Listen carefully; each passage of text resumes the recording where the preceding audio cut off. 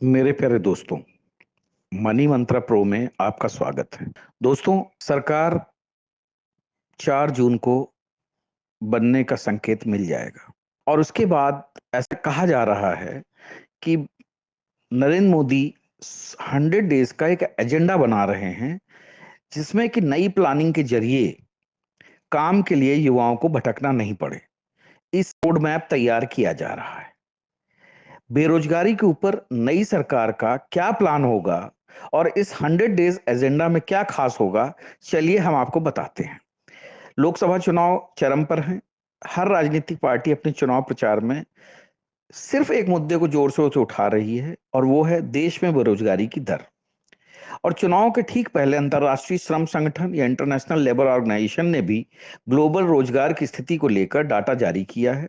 Institute of human development के साथ मिलकर इंटरनेशनल लेबर ऑर्गेनाइजेशन ने रिपोर्ट निकाली है, जिसमें दावा किया गया है कि भारत में युवा बहुत ज्यादा बेरोजगार हैं।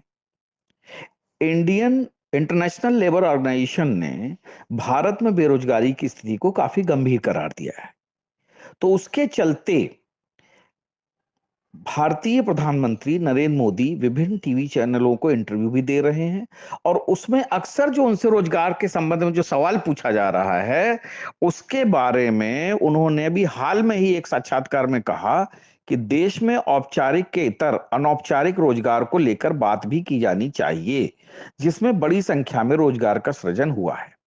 मुद्रा लोन, ड्रोन दीदी योजना, विश्वकर्मा योजना आदि से लोगों के लिए रोजगार के गैर पारंपरिक तरीके सामने आए हैं और इसका फायदा लिया जा रहा है। इसके अलावा उन्होंने ये भी कहा कि सत्ता में लौटने की स्थिति में एनडीए सरकार का 100 डेज एजेंडा इस बात का सूचक है कि नई प्लानिंग के जरिए काम के लिए युवाओं को भटकना नहीं पड़े। इसकी योजना तैयार कर ली गई है।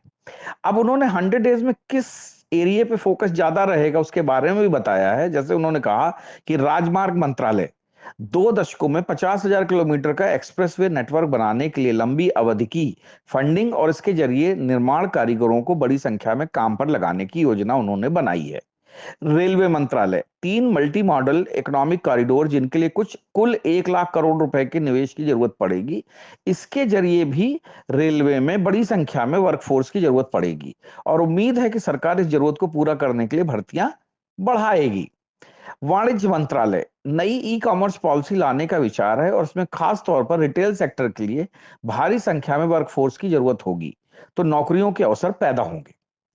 कोयला मंत्रालय कोल गैसिफिकेशन प्रोजेक्ट्स के अलावा स्टील निर्माण के लिए कुकिंग कोल ब्लॉक्स की नीलामी की प्रक्रिया की जाएगी।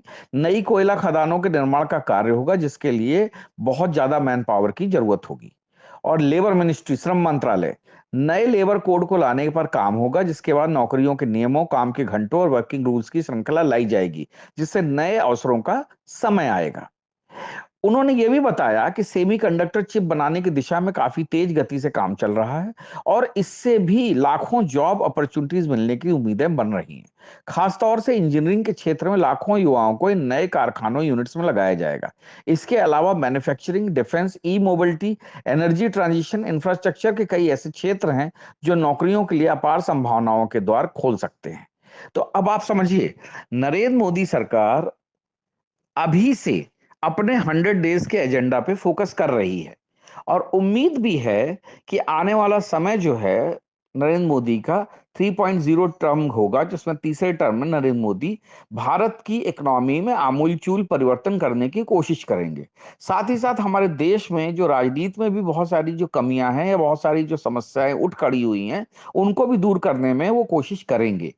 तो दोस्तों, उम्मीद है कि नरेंद्र मोदी का जो तीसरा कार्यकाल होगा वो बहुत सारे परिवर्तनों वाला कार्यकाल होगा, जिससे कि देश के युवाओं को रोजगार भी मिलेगा, देश के युवाओं को एंटरप्रेन्योर बनने की एक रास्ता भी मिलेगा। साथ ही साथ बहुत सारे सेक्टर्स में युवाओं के जो वर्क फोर्स का इस्तेमाल भी होगा। इसलिए उम्मीद करते हैं कि आने वाला समय हमारे देश के लिए, जो हम 5 ट्रिलियन इकोनॉमी की तरफ बढ़ रहे हैं, उस दिशा में बहुत ही एक अच्छा कदम होगा। और जैसा कि मैंने पहले भी बताया है कि हमारा देश अगले साल तक जापान को पीछे छोड़ के पूरी दुनिया में चौथे नंबर पर इकोनॉमी के मामले में आ जाएगा। हम 6.6 से लेके 8% तक की ग्रोथ रेट का अनुमान लगा रहे हैं।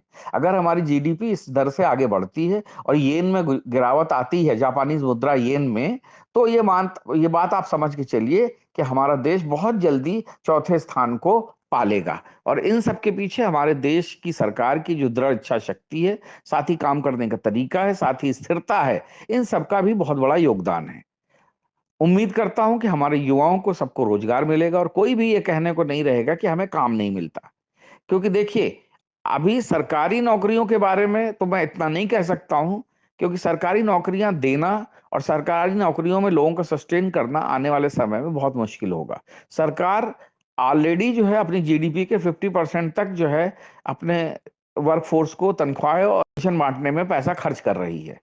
तो मुझे नहीं लगता कि सरकारी भर्तियां ज्यादा आएंगी, लेकिन हाँ, प्राइवेट सेक्टर में हर क्षेत्र में बम्पर भर्तियां होंगी, बम्पर नौकरियां निकलेंगी और एलिजिबल लोगों को रोजगार मिलेगा।